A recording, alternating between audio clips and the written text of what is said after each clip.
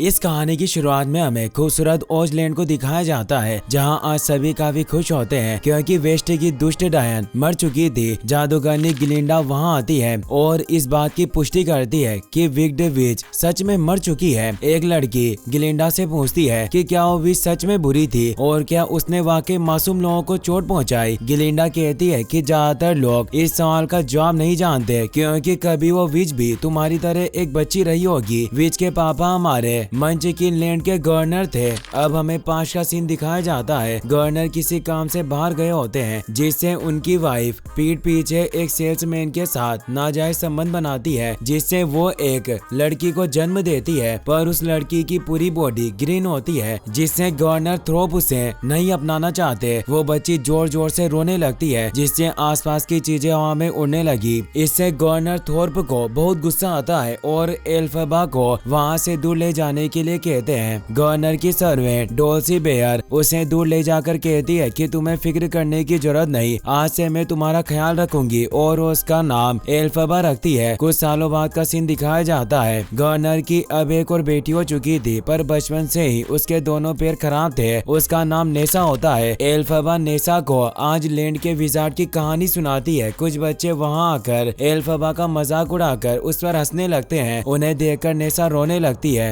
एल्फबा को बहुत गुस्सा आता है, जिससे पास पड़े पत्थर अपने आप हवा में उड़ने लगते हैं और बच्चों पर अटैक कर देते हैं। वो बच्चे डरकर वहाँ से भाग जाते हैं। गवर्नर थोरोप वहाँ आते हैं और नेसा को रोता देख एल्फबा को इसका जिम्मेदार मानते हैं और उस पर गुस्सा करते हैं। एल्फबा को बहुत बुरा लगता है। फिर हम प्रेजेंट का सीन देखते हैं। गिलिंडा कहती है कि उस विच को बचपन में काफी परेशानियों का सामना करना पड़ा और उसे फैमिली का प्यार नहीं मिल पाया, जिस वजह से वो एक बुरी विच बन गई। पर अब हमें कोई फिक्र करने की जरूरत नहीं क्योंकि वो मर चुकी है। ये कहकर वो एल्फबा के स्टेचू में आग लगाकर वहाँ से जाने लगती है। एक लड़की उससे पूछती है कि क्या ये सच है कि तुम और वो विच अच्छे दोस्त थे। गिलिंडा हमें जवाब देती है, जिससे सब लोग हैरान हो जाते हैं। गिलिंडा बताती है कि हमारी मुलाकात स्कूल में हुई थी। फिर हम पास्ट में शीज यूनिवर्सिटी का सीन देखते हैं, जहाँ लोगों को मैजिक सिखाया जाता है। गिलिंडा भी मैजिक सीखने के लिए शीज यूनिवर्सिटी आई होती है। वहाँ उसे अपनी तरह के काफी स्टूडेंट्स मिलते हैं। एल्फबा भी अपनी बहन नेसा को छोड़ने के लिए शीज यूनिवर्सिटी में आती है, पर उसका हरा रंग देखकर गिलिंडा और बाकी सब लोग हैरान हो जाते हैं। एल्फबा के लिए ये चीज नॉर्मल थी। वो कहती है कि मैं बीमार नहीं हूँ और ना ही मैंने बचपन में घास खाई थी, इसीलिए तुम्हें कुछ गलत सोचने की जरूरत नहीं, मैं जन्म से ही ग्रीन हूँ। गिलिंडा कहती है कि मुझे अफसोस है कि तुम्हें बचपन से बहुत सारी परेशानियों का सामना करना पड़ रहा होगा। अगर तुम्हें किसी भी मदद की जरूरत हो तो तुम मुझे बता सकती हो। ये सुनकर सारे स्टूडेंट्स गिलिंडा की तारीफ करने लगते हैं, मगर एल्फबा गिलिंडा की बातों पर ध्यान नहीं देती। गवर्नर थोर्प नेसा को अपनी वाइफ के हीरो से जड़े हुए हिल्स गिफ्ट देते हैं। सारे स्टूडेंट्स क्वाड में चले जाते हैं। गवर्नर थोर्प एल्फबा से कहते हैं कि तुम्हें कुछ वक्त के लिए नेसा के साथ रहना होगा। मुझे उसकी बहुत फिक्र हो रही है। जब तक वो ठीक तरह से यूनिवर्सिटी में सेटल नहीं हो जाती, तुम उसका साथ मत छोड़ना। अपने फादर की बात मानकर एल्फबा भी क्वाड में चली जाती है। शीज यूनिवर्सिटी की डीन मैडम मोरेबल सारे स्टूडेंट्स को यूनिवर्सिटी में शामिल होने की बधाई देती है। उन्हें देखकर सारे स्टूडेंट्स खुश हो जाते हैं और उनके लिए तालियां बजाने लगते हैं। गिलिंडा मोरेबल से बात करने की कोशिश करती है, पर मोरेबल उस पर ध्यान नहीं देती और वहां से चली जाती है। यूनिवर्सिटी हेड कोडल नेसा को एल्फबा से अलग करने लगती है, जिससे एल्फबा को बहुत गुस्सा आता है और वो उसे रोकने की कोशिश करती है, जिसकी वजह से नेसा और आसपास की चीजें हवा में उड़ने लगती है। यह देखकर सारे स्टूडेंट्स हैरान हो जाते हैं और उन्हें एल्फबा से डर लगने लगता है। नेसा एल्फबा से कहती है कि मेरे पास एक नई शुरुआत करने का मौका था, पर तुमने यहाँ आकर सब खराब कर दिया। यह कहकर वहाँ से चली जाता है। अभी मोरेबल वहाँ जाती है। वो कहती है कि मैजिक एक ऐसी चीज है जिसमें कभी भी कुछ भी हो सकता है, और अभी जो कुछ भी हुआ वो किसी और ने नहीं बल्कि मैंने मैजिक से किया था। सारे स्टूडेंट्स मोरेबल के लिए तालियां बजाने लगते हैं। मोरेबल को एल्फबा की पावर्स के बारे में पता चल गया था, इसीलिए एल्फबा को गिलिंडा के रूम में रहने का ऑर्डर देकर उसे अपने साथ ले जाती है। वो कहती है कि मैं तुम्हें अपना स्टूडेंट बनाकर पढ़ाना चाहती हूँ, सिर्फ तुम अकेली रहोगी और कोई स्टूडेंट हमारी क्लास में नहीं होगा। एल्फबा कहती है कि मुझे बचाने के लिए आपका शुक्रिया और मैं आपके ऑफर की कद्र करती हूँ, पर मेरे पापा इसके लिए कभी नहीं मानेंगे। मोरेबल कहती है कि तुम्हें फिक्र करने की जरूरत नहीं, मैं उनसे बात करूंगी। मैं जानती हूँ कि तुम अपनी पावर को एक कमजोरी की तरह देखती हो, पर पर ऐसा नहीं है। अगर तुम अपनी पावर को कंट्रोल करना सीख जाओ तो तुम्हारी कमजोरी एक ताकत में बदल जाएगी। मोरेबल गाना गाते हुए कहती है कि मैं कई सालों से तुम्हारे आने का इंतजार कर रही थी और मैंने ही ग्रेट विजार्ड को पहले ही तुम्हारे बारे में बता दिया था। अब तुम्हें बस अपनी कमजोरी पर जीत पानी है। ये कहकर वहाँ से चली जाती है। विजार्ड के बारे में सुनकर एल्फबा बहुत ही ज्यादा खुश होती है। वो गाना गाते हुए कहती है कि मैं बचपन से विजार्ड से मिलकर अपनी स्किन का कलर चेंज कराना चाहती थी ताकि मैं नॉर्मल लाइफ जी सकूं। अब मुझे पूरा यकीन है कि मैं विजार्ड की मदद से खुद को बदल पाऊंगी। वो अब अपने रूम में चली जाती है। गिलिंडा कहती है कि मैं जानती हूँ कि क्वाड में जो कुछ भी हुआ वो सब मिस मोरेबल ने नहीं बल्कि तुमने किया था। क्या तुम मुझे बता सकती हो कि तुमने वो सब कैसे किया? एल्फबा उसे कुछ नहीं बताती पर गिलिंडा बार बार पूछकर उसका दिमाग खराब कर देती है, जिससे एल्फबा को काफी गुस्सा आता है, जिससे उसका जादू एक्टिवेट होने से विंडो का कांच टूट जाता है। गिलिंडा इसे चौंक जाती है। अगले दिन एल्फबा और गिलिंडा बाकी स्टूडेंट्स के साथ डॉक्टर डिलेमंड द टॉकिंग गॉड की क्लास में जाती है। डॉक्टर डिलेमंड कहते हैं कि शिज यूनिवर्सिटी में अकेला सिर्फ मैं ही एनिमल प्रोफेसर बचा हूँ। तुम सबके जन्म से पहले ओजलैंड के हालात पूरी तरह से अलग थे। पहले पूरी यूनिवर्सिटी में एनिमल प्रोफेसर हुआ करते थे पर सूखे के बाद से सारी चीजें बदल गई। यह कहकर वो लेक्चर लिखने के लिए बोर्ड पर लड़ते हैं पर बोर्ड पर लिखा था कि एनिमल्स को देखा और सुना नहीं जाना चाहिए। यह पढ़कर डॉक्टर डिलेमंड को काफी गुस्सा आता है। वो सभी से पूछते हैं कि यह किसने लिखा पर कोई कुछ नहीं बताता।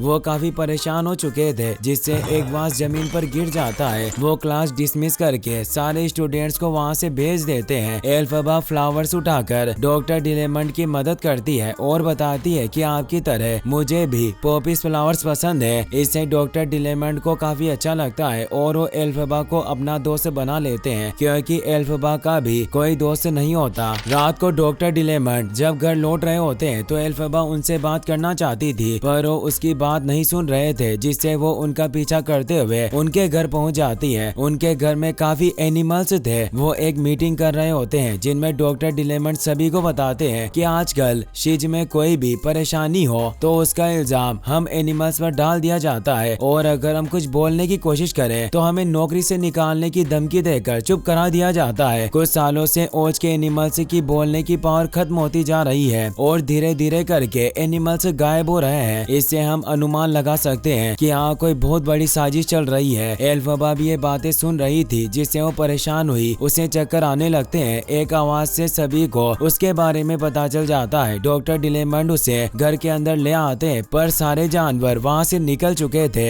एल्फबा कहती है कि अगर एनिमल्स सच में अपनी बोलने की शक्ति खोकर ओज को छोड़कर जा रहे हैं तो हमें ग्रेट विजार्ड से इसके बारे में बात करनी चाहिए। डॉक्टर डिलेमंड कहते हैं कि तुम इस बारे में किसी से बात नहीं करोगी। तुमने यहाँ जो कुछ भी देखा बेहतर होगा तुम उसे भूल जाओ। यह कहकर वो एल्फबा को वहाँ से भेज देते हैं। रास्ते में एल्फबा प्रिंस फिएरो के हॉर्स से टकराकर जमीन पर गिर जाती है। वो फिएरो को बुरा भला कहकर वहाँ से चली जाती है। अगले दिन फिएरो शिज यूनिवर्सिटी ज्वाइन कर लेता है। फिएरो विंकी कंट्री का राजकुमार होता है, जिस वजह से सारी लड़कियां उस पर लाइन मारने लग जाती है। गिलिंडा भी फिएरो के साथ फ्लर्ट करने लगती है। फिएरो को गिलिंडा पसंद आ जाती है, इसीलिए वो उसके साथ यूनिवर्सिटी में घूमने लगता है। वो लाइब्रेरी में जाकर गाना गाते हुए डांस करने लगते हैं। उन्हें देखकर सारे स्टूडेंट्स डांस करने लगते हैं। वो गिलिंडा को अपने साथ डांस पर चलने के लिए कहता है पर गिलिंडा फिएरो के साथ डांस पर जाना चाहती थी, इसीलिए वो उससे नेसा को डांस पर चलने की रिक्वेस्ट करने को कहती है। गिलिंडा के कहने पर बोग नेसा से डांस पर चलने के लिए पूछता है। नेसा इसके लिए मान जाती है और एल्फबा को ये बताती है कि एल्फबा अपनी सिस्टर के लिए खुश थी, इसीलिए वो गिलिंडा को थैंक्स कहने के लिए जाती है। गिलिंडा एल्फबा को अपनी नानी की बनाई हुई ब्लैक हेड देकर कहती है कि तुम्हें भी हमारे पास ओज डस्ट पार्टी में चलना चाहिए। यह कहकर वहाँ से चली जाती है। एल्फबा को लगता है कि गिलिंडा एक अच्छी इंसान है। वो मोरेबल के पास जाकर उन्हें गिलिंडा को अपनी मैजिक क्लास में लेने की रिक्वेस्ट करती है। दूसरी तरफ फिएरो और बाकी सारे स्टूडेंट्स बोर्ड में बैठकर ओज डस्ट पार्टी में पहुंच जाते हैं। वो सब अपने पार्टनर के साथ मिलकर डांस करने लगते हैं। अचानक मोरेबल वहां आती है और गिलिंडा को मैजिक वॉन्ड देकर कहती है कि कल से तुम मेरा लेक्चर अटेंड कर सकती हो। मुझे यकीन नहीं है कि तुम एक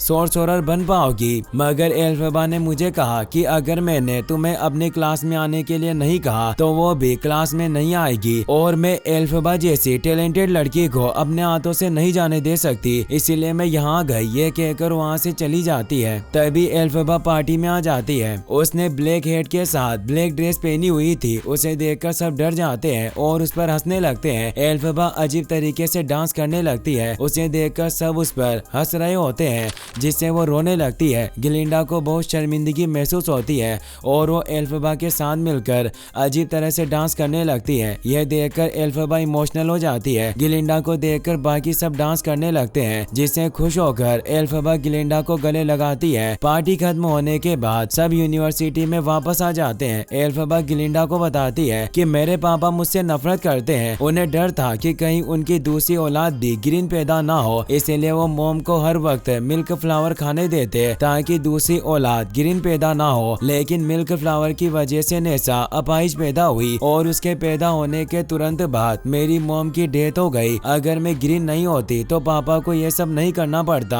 और आज शायद मेरी मॉम जिंदा होती। गिलिंडा कहती है कि इन सब चीजों के लिए खुद को जिम्मेदार मत ठहराओ और अपने अतीत को भूलकर आगे बढ़ने पर ध्यान दो। अब हम दोनों दोस्त हैं, इसीलिए मैं यूनिवर्सिटी में तुम्हारी इज्जत बढ़ाऊंगी। गिलिंडा की वजह से यूनिवर्सिटी के स्टूडेंट्स एल्फबा की इज्जत करने लगते हैं। अगले दिन एल्फबा डॉक्टर डिलेमंड की क्लास में जाती है, पर डॉक्टर डिलेमंड बताते हैं कि मैं यूनिवर्सिटी छोड़कर जा रहा हूँ। एल्फबा इससे हैरान होती है। वो इस बारे में उनसे बात करना चाहती थी, पर यूनिवर्सिटी गार्ड्स डॉक्टर डिलेमंड को पकड़कर वहाँ से ले जाते हैं और वो कुछ नहीं कर पाती। अब डॉक्टर डिलेमंड की जगह दूसरा हिस्ट्री प्रोफेसर क्लास में आता है। वो एक शेर के बच्चे को पिंजरे में बंद करके सारे स्टूडेंट्स को बताता है कि अगर हम एनिमल्स को बचपन से पिंजरों में बंद कर दें तो कभी बोलना नहीं सीख पाएंगे और इससे ओज को बहुत फायदा होगा। एल्फबा को इससे बहुत गुस्सा आता है, जिससे वहाँ रखे पॉपीज फ्लावर से हवा में उड़ने लगते हैं। फ्लावर्स के अंदर से पाउडर बाहर निकलता है, जिसकी वजह से सारे स्टूडेंट्स और यूनिवर्सिटी स्टाफ बेहोश हो जाते हैं। सिर्फ फिएरो और एल्फबा होश में रहते हैं। वो दोनों शेर के बच्चे को लेकर वहाँ से चले जाते हैं। मोरेबल ये सब देखकर काफी खुश होती है और ग्रेट विजार्ड को लेटर लिखती है। फिएरो शेर के बच्चे को जंगल में छोड़ने के लिए चला जाता है। एल्फबा फिएरो को पसंद करने लगी थी, पर गिलिंडा फिएरो से प्यार करती थी, इसीलिए एल्फबा फिएरो को अपने दिल की बात नहीं बताती। अगले दिन यूनिवर्सिटी में एमरल्ड सिटी के विजार्ड का मैसेज आता है। विजार्ड ने खुद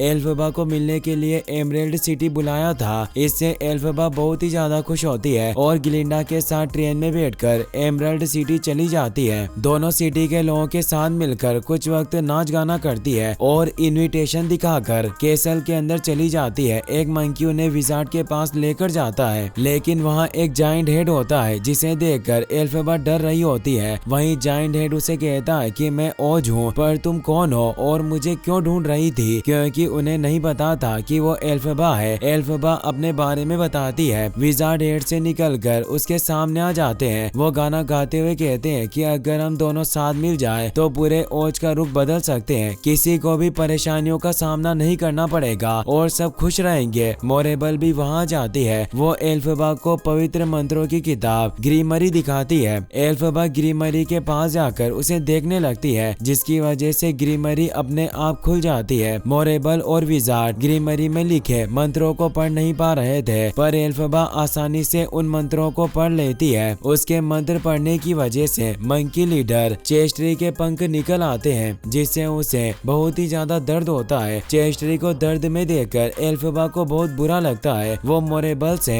चेस्ट्री को ठीक करने के बारे में पूछती है। मोरेबल कहती है कि मुझे माफ करना, पर जब एक बार ग्रीमरी का कोई भी जादू हो जाए तो उसे वापस पलटा नहीं जा सकता। एल्फबा परेशान हुई मंकी आर्मी के पास जाती है। वहाँ भी सारे मंकीज के पंख निकल रहे होते हैं, जिससे उन्हें बहुत ही ज्यादा दर्द होने लगता है। उन्हें देखकर एल्फबा को बहुत बुरा लगता है, जबकि विजार्ड और मोरेबल उन्हें जासूस बनाने की बात करती है। वो कहते हैं कि इनकी मदद से हम एनिमल्स की गलत हरकतों पर नजर रख सकते हैं। ये बात सुनकर एल्फबा चौंक जाती है। वो कहती है कि इसका मतलब वो तुम ही हो जो एनिमल्स को ओज से गायब कर रहे थे। सिर्फ तुम्हारी वजह से सब लोग एनिमल्स से नफरत करने लगे। विजार्ड कहता है कि जब मैं यहाँ आया तो ओज में अशांति थी, तब मैंने जाना कि अगर हमें सब लोगों को एक करना है तो हमें उनका एक दुश्मन बनाना होगा जिससे लड़ने के लिए वो सब साथ मिलकर रहे। एल्फबा विजार्ड को ग्रीमरी पढ़ने के लिए कहती है, पर विजार्ड को ग्रीमरी की भाषा समझ नहीं आती। एल्फबा कहती है कि तुम्हारे पास कोई पावर नहीं, तुम बस इन मशीनों के जरिए लोगों को बेवकूफ बनाते आए हो और तुमने धीरे धीरे करके एनिमल्स को ओ से गायब कर दिया ताकि किसी को तुम्हारी असलियत के बारे में पता न चले। विजार्ड कहता है कि तुम सही समझ रही हो, मैं चाहता हूँ कि तुम भी इन सब में मेरा साथ दो। अगर तुम चाहो तो मैं तुम्हारी दोस्त को भी हमारे साथ रख सकता हूँ, मगर एल्फबा इसके लिए मना कर देती है और ग्रीमरी लेकर वहाँ से भाग जाती है। मोरेबल ग्लिंडा से कहती है कि अगर तुम एल्फबा को मना कर यहाँ ले आई तो मैं सोर्सरर बनने में तुम्हारी मदद करूंगी। ये सुनकर ग्लिंडा एल्फबा को रोकने के लिए चली जाती है। मोरेबल और विजार्ड मंकी आर्मी और सिटी गार्ड्स को भी एल्फबा को पकड़ने का ऑर्डर दे देते हैं। मंकी आर्मी एल्फबा पर हमला करने लगते हैं। उनसे बचकर एल्फबा और ग्लिंडा एक टावर पर पहुंच जाती है। वो हॉट एयर बलून की मदद से भागने की कोशिश करती है, पर गार्ड्स रूफ टॉप बंद कर देते हैं, जिस वजह से हॉट एयर बलून फट जाता है और वो दोनों वहाँ से नहीं भाग पाती। इसीलिए वो एक रूम में जाकर छिप जाती है। मोरेबल एमरेल्ड सिटी में अनाउंसमेंट करके कहती है कि एक डायन ने हमारी ग्रीमरी चुरा ली है। उसने अपने काले जादू की मदद से मासूम बंदरों को ऐसा बना दिया। वो एक खतरनाक भटकी हुई दुष्ट डायन है, हमें कुछ भी करके उसे पकड़ना होगा। ये सब सुनकर एल्फबा रोने लगती है। ग्लिंडा कहती है कि तुम्हें डरने की जरूरत नहीं, अगर तुम एक बार उनसे माफी मांगो तो सब ठीक हो सकता है और तुम एक विजार्ड बन पाओगी। एल्फबा कहती है कि मुझे किसी चीज का डर नहीं, अब वो विजार्ड मुझसे डरेगा, कुछ भी हो जाए, पर मैं उससे माफी नहीं मांगूंगी। मैंने बचपन से जिससे मिलना चाहा उसकी वजह से ओज लैंड के एनिमल्स की हालत खराब हुई, उन्हें पिंजरे में कैद किया गया। अब मैं पीछे नहीं हटूंगी और ये सब ठीक करके रहूंगी। यह कहकर वो ग्रीमरी से मंत्र पढ़ने लगती है, जिसकी वजह से एक नॉर्मल झाड़ू फ्लाइंग ब्रूम में बदल जाता है। एल्फबा ग्लिंडा को अपने साथ चलने के लिए कहती है। ग्लिंडा एल्फबा को एक ब्लैक कैप पहनाकर उसके साथ जाने के लिए तैयार हो जाती है। दोनों गाना गाकर अपनी फ्रेंडशिप के बारे में बात करते हैं, लेकिन तभी सिटी गार्ड्स गेट तोड़कर अंदर आ जाते हैं और ग्लिंडा को पकड़ लेते हैं। गार्ड्स से बचने के लिए एल्फबा टावर से नीचे कूद जाती है। उसके हाथ से फ्लाइंग ब्रूम छूट जाता है, जिससे वो बहुत ही ज्यादा डर जाती है। अचानक उसे अपने बचपन की बातें याद आती है, जिसमें उसके रंग को लेकर उसका मजाक बनाया जाता और उसे परेशान किया जाता। इससे अब एल्फबा अपनी फीलिंग्स को कंट्रोल करना सीख जाती है। वो फ्लाइंग ब्रूम को कंट्रोल करके उसकी मदद से उड़ने लगती है। मंकी आर्मी एल्फबा को पकड़ने के लिए आते हैं, मगर एल्फबा उनसे बचकर वहाँ से भाग जाती है। मोरेबल ग्लिंडा को अपने बातों में फंसाकर अपने साथ ले जाती है। वो पूरे ओज लैंड में एल्फबा के दुष्ट डायन होने की खबर फैला देती है। ये सुनकर गवर्नर थोर्प को हार्ट अटैक आता है और उनकी डेथ हो जाती है। इसी के साथ ये मूवी यहीं पर खत्म हो जाती है। वीडियो पसंद आई हो तो दोस्तों के साथ शेयर करना।